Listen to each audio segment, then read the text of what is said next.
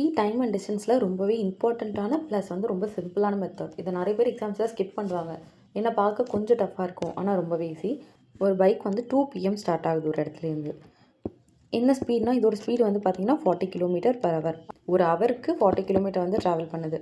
Next அதே மாதிரி இன்னொரு பைக் வந்து 3:30 கிளம்புது. ஓகேவா? 3:30க்குனா லேட்டாக, இதை விட 1.5 hours லேட்டாக கிளம்புது. ஆனால் இதோட ஸ்பீட் பார்த்திங்கன்னா 60.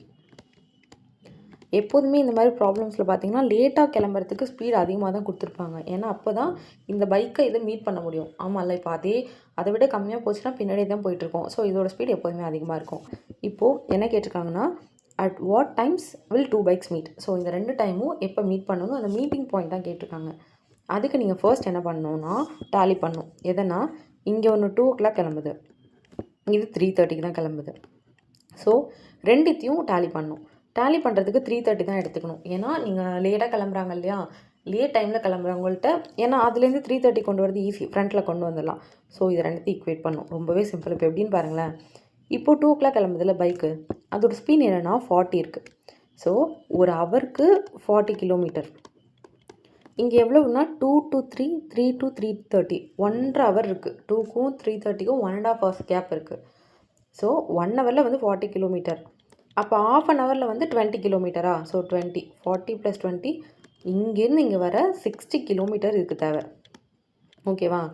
இப்போது இங்கேருந்து இங்கே வர 60 கிலோமீட்டர் தேவைன்னா, அதே டைமில் 3:30ல் ஸ்டார்ட் ஆகிறது வந்து இன்னும் கொஞ்சம் போயிருக்கும். சரியா? இப்போது கான்ஸ்டண்ட்டாக மாறிக்கிட்டே இருக்கும். இது இங்கே வரும், இங்கே போகும், மாற்றி மாற்றி வரும். ஸோ இங்கே 60 கிலோமீட்டர்ஸை வந்து டேலி பண்ணணும். இதுக்கும் இருக்கிற டிஸ்டன்ஸ் வந்து 60 கிலோமீட்டர். இதை நீங்கள் டேலி பண்ணணும்.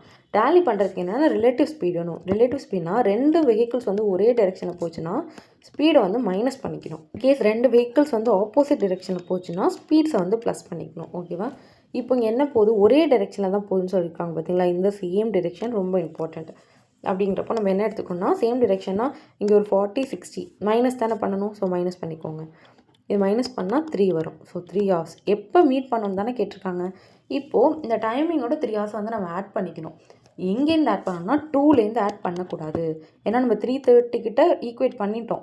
ஸோ 3:30லேருந்து 3 hours ஆட் பண்ணிக்கோங்க. 3:30லேருந்து ப்ளஸ் 3 hours ஆட் பண்ணால் உங்களுக்கு என்ன வரும், 6:30. ஸோ இது மீட் பண்ணுற 2 பைக்கும் ஈக்குவேட்டாக மீட் பண்ணுற டைம் என்னென்னு பார்த்தீங்கன்னா 6:30 தான் ஆன்சர். இந்த சம் உங்களுக்கு எக்ஸ்பிளைன் பண்ணது புரிஞ்சிருச்சுன்னா கமெண்ட் பண்ணுங்கள். மறக்காமல் சப்ஸ்கிரைப் பண்ணுங்கள், லைக் பண்ணுங்கள், ஷேர் பண்ணுங்கள்.